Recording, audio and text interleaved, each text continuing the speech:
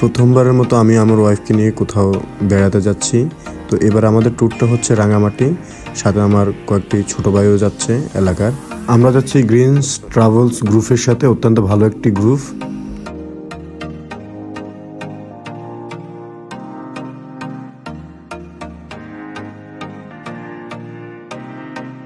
আমাদের গাড়িটা ছাড়তে একটু লেট হয়েছে, আর এদিকে আমার ওয়াইফ টেনশন করছে, কারণ গাড়িতে ওঠার পরে তার মনে হয়েছে সে বাসায় চার্জারটা ফেলে এসেছে।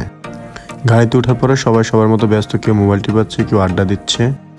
আর এই গ্রুপের অ্যাডমিন হচ্ছে আমাদের ছোট ভাই শাহন। সে দিয়ে যারা বুকিং করেছে, বুকিংদের যাদের টাকা বাকি আছে সেগুলো কালেকশন করছে। অত্যন্ত কাছের ছোট ভাই এবং কি খুবই ভালো, অনেস্ট, দায়িত্ব সহকারে কাজ করে। এদিকে অনেক রাত হয়ে গেছে, তো কাল সারাদিন যেহেতু ঘুরতে হবে তাই ঘুমিয়ে পড়লাম তাড়াতাড়ি। হঠাৎ করে ম্যাডামের ডাকে ঘুম ভেঙে গেল, আর ঘুম থেকে উঠে দেখি বাসের মধ্যে হই হুল্লা শুরু হয়ে গেছে। সবার খিদে লাগছে, ড্রাইভার সাহেব গাড়ি থামাচ্ছে না তাই। এদিকে ছোট ভাইগুলোর অনেক খিদে লাগছে, তারা বলতেছে ঘুম থেকে উঠে। আর পিছনে থাকা শরীফ ভাই অনেক চিৎকার চেঁচামেচি করতেছে, তার অতিরিক্ত পরিমাণ খিদে লাগছে।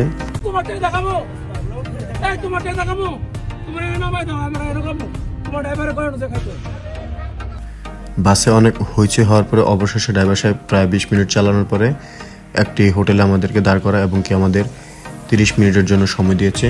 তো সবার মতো করে আমরা নামছি। আমরা খুব শীঘ্রই আবার যত তাড়াতাড়ি উঠতে পারবো তত তাড়াতাড়ি আমরা আসতে পারবো। আর আমি অবশ্যই ড্রাইভার সাহেবকে দোষ দিব না, কেননা তাদের নিজস্ব একটা হোটেল ধরা থাকে। তো আমাদেরকে এই হোটেলে তিনি নামিয়েছে। আসলে বলতে গেলে হোটেলের ভিতরে খাবারের মান তেমন একটা ভালো ছিল না। আমরা খুব তাড়াতাড়ি খেয়ে আবার গাড়িতে উঠেছি। এদিকে ম্যাডামের মন মেজাজ খুবই খারাপ, কারণ হোটেলের খাবারের মান ভালো ছিল না তাই। এদিকে সকাল হয়ে গেছে, আর আমরা রাঙামাটি সকাল 7টায় এসে পৌঁছেছি। তো আমি ঘুম থেকে ওঠার পরে ম্যাডামকে ঘুম থেকে উঠালাম। সত্য কথা বলতে রাঙামাটি প্রবেশের সময় রাঙামাটির রাস্তার পাশে যে বড় বড় পাহাড়গুলো আছে এবং কি সবুজ গাছগাছালি আছে, আর রাঙামাটির উঁচু নিচু আঁকাবাঁকা রাস্তাগুলো আমার কাছে অনেক ভালো লেগেছে। কিন্তু যখনই আমাদের গাড়ির পাশ দিয়ে কোনো গাড়ি যেত আমি অনেক ভয় পেতাম, কেননা রাঙামাটির রাস্তাগুলো এমন রাস্তা অনেক বিপজ্জনক। আর আঁকাবাঁকা রাস্তা, তাও আবার ওয়ান সিঙ্গেলের রোড।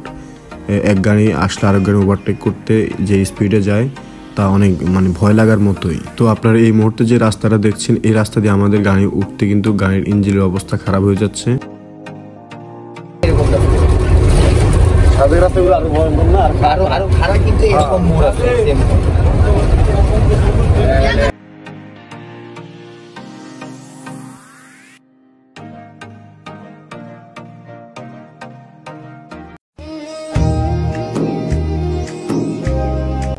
মাশাআল্লাহ, সুবহানাল্লাহ, আলহামদুলিল্লাহ।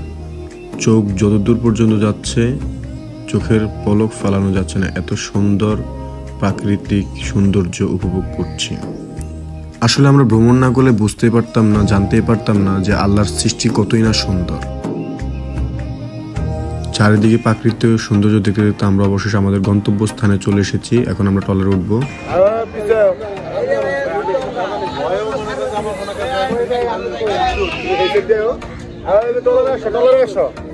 তো আমরা ট্রলার ঘাটে চলে এসেছি, আমরা এখন ট্রলারে উঠতে যাচ্ছি। তো আমরা যে সিঁড়িটা দিয়ে নামছি অনেক লম্বা একটা সিঁড়ি। তো সিঁড়ি থেকে আসলে নদীর যে দৃশ্যটা, নদীর দৃশ্যগুলো আমার কাছে অস্থির লেগেছে, আমার ম্যাডামের কাছে খুব ভালো লেগেছে। আপনারাও দেখতে পাচ্ছেন ঘাট থেকে নদীর দৃশ্যটা অনেক ভালো লাগছে।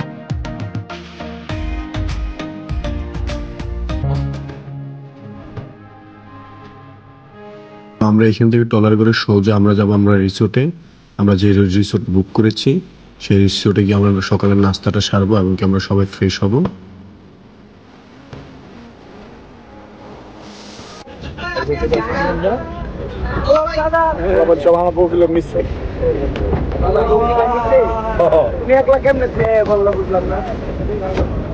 অবশেষে আমরা আমাদের গন্তব্যস্থানে চলে এসেছি। তো নৌকা যেতে অনেক উঁচা, ম্যাডামকে আমার হাত ধরে নামাতে হচ্ছে।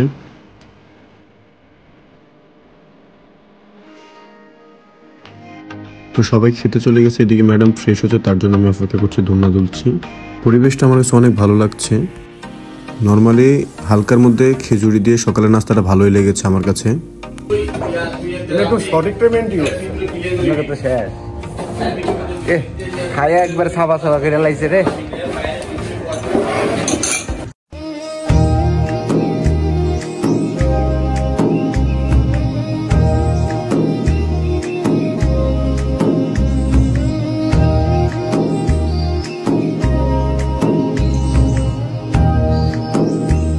দোলনাটা এত পরিমাণ উঁচু যে লাফিয়ে উঠতে হয়েছে, যার কারণে ম্যাডামকে নিয়ে চড়তে পারলাম না, তাই একাই চড়লাম। ও তুই রাঙা মাটির দেশে যা, ও তুই লাল পাহাড়ের। তো আমরা ট্রলারের উপরে টাইটানিক মুভির মতো অনেক ছবি তুলেছি, অনেক পোস্ট নিয়েছি। তো আমরা আমাদের গন্তব্যস্থানে চলে এসেছি। এদিকে প্রতিবারের মতো এবারও আমাকে ম্যাডামকে নামাতে হচ্ছে, কেননা আমার ম্যাডাম, আমার ওয়াইফ অনেক অনেক অনেক ভয় পায়, সে একা কোনোভাবে নামতে পারছে না। এখন তো আমরা চলে এসেছি রাঙামাটি আদিবাসীদের বাজারে চলে এসেছি। এখানে আমরা আদিবাসী বাজার ঘুরবো এবং কি এখানে বৌদ্ধ মন্দির আছে, বৌদ্ধ মন্দির যাব। আর এখানে আদিবাসী বাজারে আমরা এখানে কিছু ফল ফ্রুট টাটকা টাটকা কিনে খাবো। একদম না, হ্যাঁ কম নয় ভাই, একদম মিষ্টি গ্যারান্টি ভাই। কত করে? 30 টাকা। 30 টাকা জি, এটা 10 টাকা। আমার কোনটা? একদম মিষ্টি 10 টাকা টা 3 দেন। একদম মিষ্টি ভাই, আসেন বানারস ভাই, একদম উচ্চ কি হবে? এটা 20 টাকা, এটা 20 টাকা, একদম গ্যারান্টি ভাই। কোনটা? এটা ছিল 20 টাকা। ও ভাই হুজুর, এটা 30 টাকা, 10 টাকা, 30 টাকা। তুই তো ও তুই লাল পাহাড়ের দেশে যা, ও তুই রাঙা মাটির দেশে যা, ও। তো আমরা সবাই মিলে আদিবাসী বাজারে আনারস খেলাম, তাজা টাটকা টাটকা। তো আমরা এখানে আদিবাসী বাজারে ঘুরোঘুরি করছি, দেখি এখান থেকে কিছু নেওয়া যায় কিনা। তো আমার ওয়াইফের ব্যাগ পছন্দ হয়েছে, তবে ব্যাগের মধ্যে অনেক ধুলাবালি, দেখে মনে হচ্ছে অনেক পুরাতন। এদিকে আমার ওয়াইফ পুরো আদিবাসী বাজার ঘুরে এসে একাই। তো আমি তো ভয়ে ছিলাম ম্যাডাম কোন দোকানে ঢুকে কি কিনে আমার খরচ বাড়িয়ে দেয়, তবে তেমন কোনো কিছু ম্যাডাম কিনেনি। তো এখন আমরা পায়ে হেঁটে পাহাড়ের 400 ফিট উপরে উঠবো বৌদ্ধ মন্দির দেখার জন্য। তো বৌদ্ধ মন্দিরে উঠার আগে নিচে দেখলাম এক আদিবাসী ওক্কা টানছে, সেটা দেখতেছি আর কি। এদিকে ওয়াইফ আমাকে ডাকতেছে। আদিবাসীদের ঐতিহ্যবাহী, তাদের এটা অনেক হিন্দু ছিল, মানে প্রাচীন দিকে এটা চলে আসছে। তো নিচে থেকে কিছু ছবি টবি তোলার পর আমরা এখন এই পাহাড় চড়া শুরু করলাম। নিচ থেকে রকি ভাই দেখতেছে আমাদেরকে, বড় ভাইরা বলতেছে তোমরা এত উপরে যাইতেছো, পারবো কিনা। তো আমি বলছি দেখি না যাওয়া যায় কিনা। অনেক উঁচু, 400 ফিট, মানে উঠতে উঠতে হাঁফায় গেছি। তো ফাইনালি অনেক কষ্টের পর উঠতে পেরেছি। তো চিন্তা করলাম এত উপরে উঠেছি, এটা স্মৃতি রেখে দিয়ে একটা কাপল ডান্স হয়ে যাক।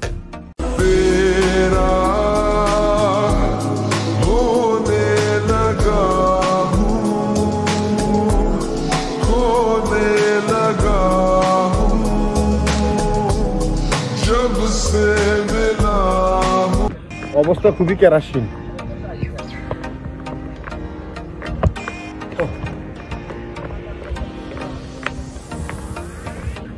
তো আমি 400 ফিট উপরে উঠার পরে বৌদ্ধ মন্দির দেখে আমি হতভম্ব।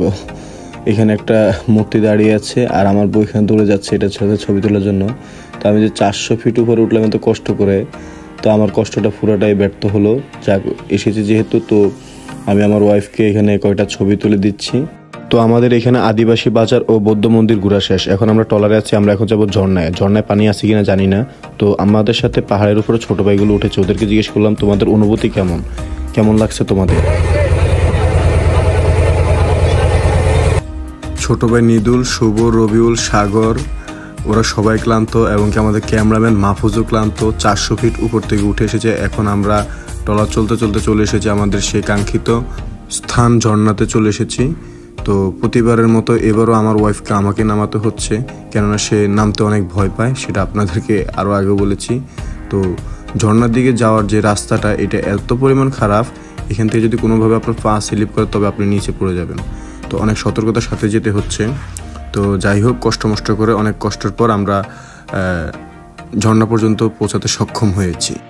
তো যেমনটা ভেবেছিলাম ঝর্ণায় তেমন কোনো পানি নেই, তাই এখন ভিজতে চাইনি। কয়েকটা ছবি তুলে পাশে কাঠের ব্রিজে চলে গেছি, সেখান থেকে কয়েকটা ভিডিও করে সেখানে ভিজবো এবং গোসল করব।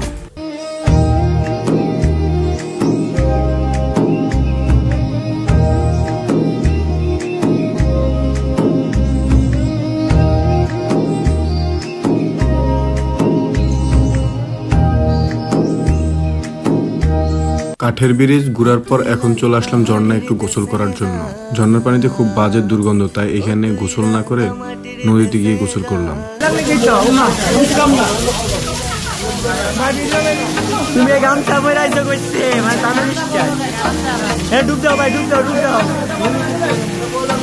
ঝর্ণা ও কাঠের ব্রিজ ঘোরা শেষ, তো আমরা এখন ট্রলার করে যাচ্ছি ঝুলন্ত ব্রিজে। তো আমি আমার ওয়াইফকে নিচে রেখে একটু উপরে যাব ছোট ভাইদের সাথে আড্ডা দিতে।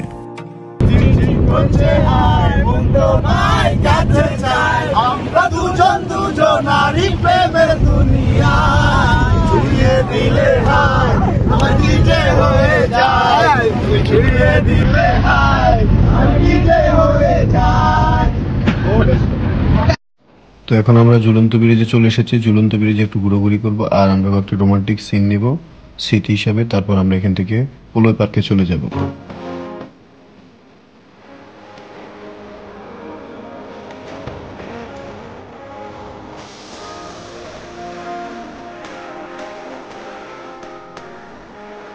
ঝুলন্ত ব্রিজ থেকে আমরা ডাইরেক্ট চলে এসেছি এখন পোলো পার্কে। তো আমাদের ফোনে চার্জ ছিল না, যার কারণে আমরা কোনো শ্যুট করতে পারিনি আর। তো এখানে আমরা পোলো পার্কে ঝুলন্ত ব্রিজে দৌড়চ্ছি, স্পিডিং করছে, তাই আমরা দৌড়ে আরাম পাচ্ছি। তো এখানে পার্কের উপর একটা রেস্টুরেন্ট আছে, সেখানে আমরা কফি খেয়েছি, ভালোই লেগেছে। তো আমার ওয়াইফ বলতেছে এখানে নাকি পোলো পার্কে একটা লাভ আসছে ফেমাস, সেখানে গিয়ে একটু কাপড় ডান্স করবে।